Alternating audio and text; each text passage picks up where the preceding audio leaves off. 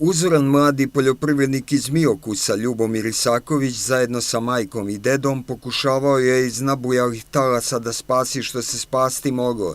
Nažalost, 2 krave su se udavile, a materijalna šteta prouzrokovana nedavnom poplavom u ovom domaćinstvu je nemerljiva.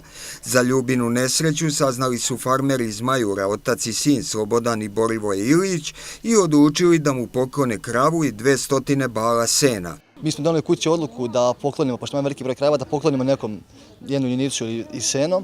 I tata je hteo, kao što sam pre rekao, da pokloni gore krupa, međutim čuli smo za Ljubu tu u Miokusu i onda smo odlučili da poklonimo njemu, tu je naš ipak bližije. I stupili smo s njim u kontakt i došli je do te saradnje i sada smo, kao što ste vidjeli, doneli mu i tu junicu i to seno.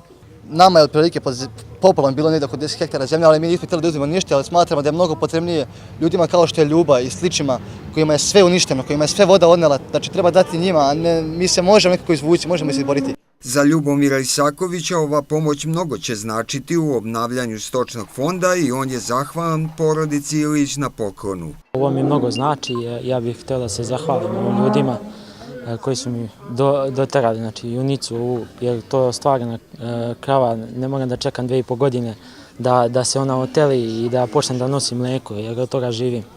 Evo, doterali su mi sjeno, moću da hranim stoku, mnogo mi znači ova pomoć.